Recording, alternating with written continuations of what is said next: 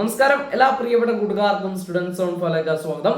ഒരുപാട് കൂട്ടുകാരെ മെസ്സേജ് അയക്കുകയും വിളിക്കുകയും ചെയ്യുന്നുണ്ട്. നാളെ ദിവസം വിദ്യാഭ്യാസം ഒന്ന് പ്രഖ്യാപിച്ചിട്ടുണ്ടോ, അവധി കിട്ടുമോ, ഇങ്ങനെയുള്ള കാര്യങ്ങളാണ് പ്രധാനമായിട്ട് ചോദിക്കുന്നത്. അപ്പോൾ അതിന്റെ വിശദീകരണമാണ് ഈ ഒരു വീഡിയോ.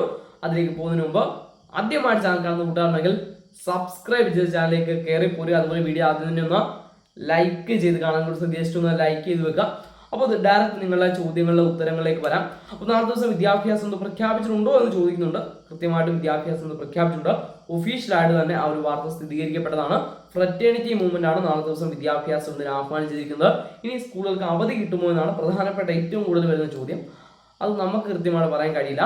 നിങ്ങളുടെ ബന്ധപ്പെട്ട സ്കൂളുകളിലൊക്കെ ഈ ഫ്രറ്റേണിറ്റി മൂവ്മെന്റ് പ്രവർത്തകർ വന്ന് മെമ്മോ ഒക്കെ കൊടുത്ത് സ്കൂൾ വിടണമെന്നൊക്കെ പറയുകയാണെങ്കിൽ ചിലപ്പോൾ സ്കൂളുകളൊക്കെ വിടാൻ നിങ്ങൾക്ക് ഒരുപക്ഷെ അവധി കിട്ടാം. അത് ഓരോ സ്കൂളിനനുസരിച്ചിട്ടും അല്ലെങ്കിൽ ഈ ആൾക്കാരൊക്കെ സമരക്കാരൊക്കെ എത്തുന്നുണ്ടോ അതിനെയൊക്കെ അടിസ്ഥാനപ്പെടുത്തിയിരിക്കും. അത് കൃത്യമായിട്ട് നമുക്ക് പറയാൻ കഴിയില്ല.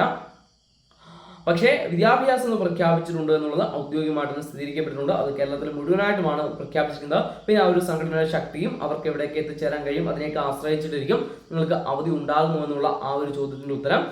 അപ്പോൾ ഞാനൊക്കെ പഠിക്കുന്ന സമയത്ത്, ഹൈസ്കൂളിലൊക്കെ പഠിക്കുന്ന സമയത്ത് രാവിലെ ഏതെങ്കിലും സംഘടനയുടെ ഒരു സ്ട്രൈക്ക് ഉണ്ടെന്ന് അറിഞ്ഞു കഴിഞ്ഞാൽ ഞാൻ രാവിലെ ആദ്യം ആ ബന്ധപ്പെട്ട പാർട്ടിക്കാരടുത്ത് പോകും. അണ്ണന്മാരുടെ അണ്ണ എന്തായാലും വരണേ, അണ്ണാ സ്കൂളിൽ വന്ന് വിടണേ, കഞ്ഞി വെക്കുന്നതിന് മുമ്പ് വന്നേ, അവധിയാന്ന് പറയണേ, അല്ലെങ്കിൽ സ്ട്രൈക്കാന്ന് പറയണേ, ഇങ്ങനെയൊക്കെ പറഞ്ഞിട്ടാണ് ഞാൻ പഠിക്കുന്ന സമയത്ത് സ്കൂളിൽ പോയിട്ടുള്ളത്. അപ്പോൾ അത് മാത്രം ഞാൻ നിങ്ങളോട് പറഞ്ഞു വെക്കുന്നു. അപ്പോൾ മറ്റു വീഡിയോയിൽ കാണാം. ബൈ.